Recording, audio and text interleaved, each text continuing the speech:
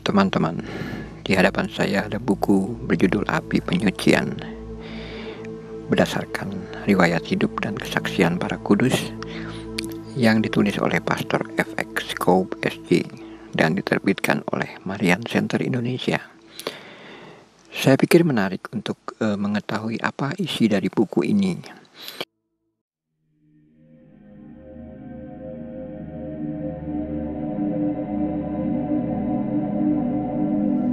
Di manakah tempat api penyucian itu?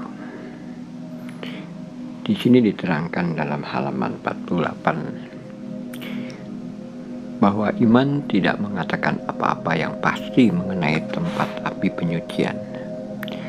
Meskipun demikian, pandangan paling umum yang selaras dengan ajaran Alkitab dan diterima luas di kalangan para teolog menempatkan api penyucian di perut bumi, tidak jauh dari neraka yang dihuni oleh orang berdosa.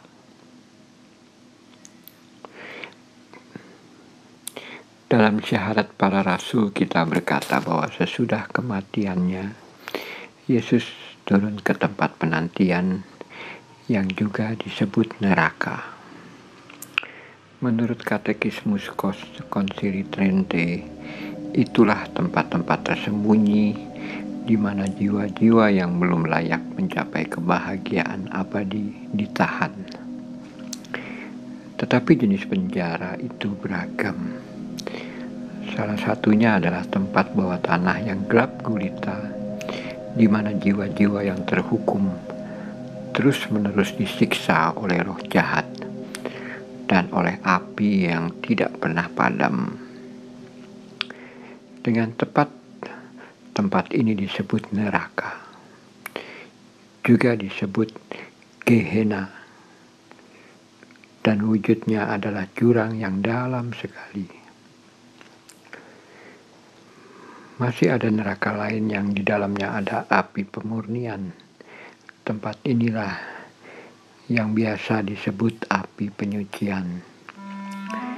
Di sini jiwa-jiwa orang benar menderita selama waktu tertentu, yakni sampai mereka menjadi sungguh-sungguh murni, lalu diperkenankan masuk ke tanah air surgawi yang tidak pernah dapat dimasuki oleh sesuatu yang cemar. Neraka ketiga adalah tempat penantian, di mana jiwa-jiwa para kudus yang meninggal sebelum kedatangan Yesus Kristus ditempatkan. Di sini mereka menikmati istirahat penuh damai, bebas dari penderitaan, terhibur, dan didukung oleh harapan akan penebusan. Mereka adalah jiwa-jiwa kudus yang menantikan Yesus Kristus dalam pangkuan Abraham. Mereka ini dibebaskan pada saat Kristus turun ke tempat penantian itu.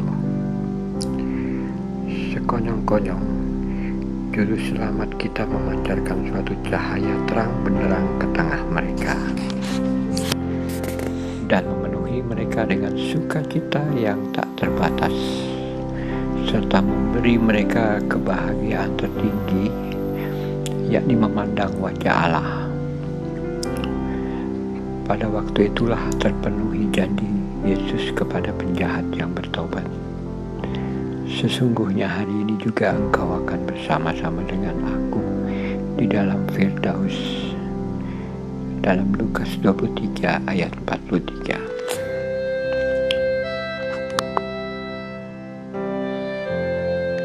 Santa Teresia memiliki cinta yang amat besar terhadap jiwa-jiwa di api penyucian, dan sejauh ada dalam kemampuannya, ia membantu mereka dengan doa-doa dan perbuatan baik. Sebagai imbalan, Allah sering menunjukkan kepadanya jiwa-jiwa yang telah ia bebaskan. Ia melihat mereka pada saat mereka dibebaskan dari penderitaan di api penyucian dan memasuki surga.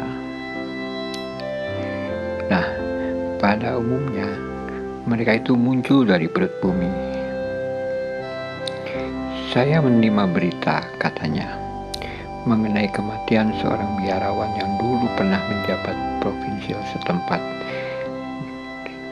Saya sangat akrab dengan dia, dan ia telah memberikan pelayanan yang luar biasa kepadaku.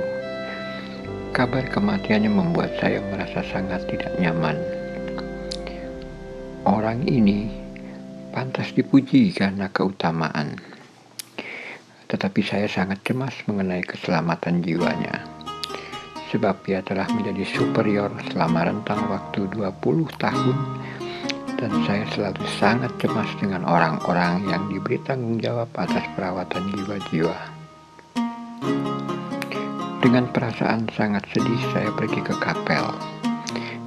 Di sana saya memohon kepada Tuhan Allah kita supaya memberikan kepada biarawan ini pahala dari perbuatan baik kecil yang telah saya lakukan sepanjang hidup saya, dan supaya memberi dia istirahat berkat pahala-pahalanya yang tidak berbatas, sehingga jiwa itu dapat dibebaskan dari api penyucian. Sementara saya memohon rahmat tersebut dengan segala gairah yang dapat saya ungkapkan, saya melihat di sebelah kananku jiwa itu keluar dari kedalaman perut bumi dan naik ke surga dengan penuh sukacita. Meskipun imam ini sudah lanjut usia, aku menyaksikan sosoknya seperti seorang yang belum mencapai usia 30 tahun, dan wajahnya memancarkan cahaya yang bersinar-sinar.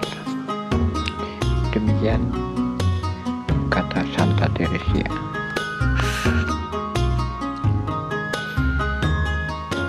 Ada lagi cerita dari Santa Teresia yang mengatakan, seorang biarawati anggota komunitasku, seorang hamba Allah yang besar, belum genap 2 hari meninggal dunia. Pada waktu itu kami sedang melaksanakan opsi arwah baginya di ruang doa. Seorang suster sedang membawakan bacaan, dan saya sedang berdiri siap mendarat lagu singkat. Ketika setengah dari bacaan sudah dimaklumkan, saya melihat jiwa biarawati itu keluar dari perut bumi, seperti dalam peristiwa lain yang baru saja saya ceritakan, dan pergi ke surga.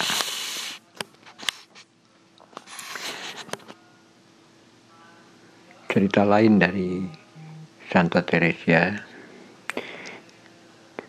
Di biara yang sama ini, kata Santa Teresia, meninggallah biarawati lain yang berusia 18 atau 20 tahun. Seorang yang patut diteladan dalam semangat ketertiban dan keutamaan. Tetapi hidupnya boleh dikatakan merupakan jalinan penyakit dan penderitaan yang dia tanggung dengan sabar. Sesudah menyaksikan hidupnya seperti itu, saya tidak ragu-ragu sedikit pun bahwa ia memiliki pahala yang lebih dari cukup untuk membebaskan diri dari api penyucian. Sungguh, sementara saya melaksanakan ibadat harian sebelum ia dimakamkan, sekitar 1/4 jam sesudah kematiannya, saya melihat jiwanya keluar dari bumi dan naik ke surga. Demikian menurut Santa Teresia. Cerita lain, ada seorang biarawan dari komunitas Pater Louis ingin mempersiapkan diri dengan penuh gairah untuk menyongsong kematiannya. Maka ia melakukan pengakuan dosa yang mencakup seluruh hidupnya kepada Pater Louis. Dan ketika meninggalkan Pater Louis, biarawan itu berkata, "Bapa, kalau saat ini Allah berkenan memanggil saya akan kembali dan akan memberitahukan keadaan saya dalam kehidupan di alam baka."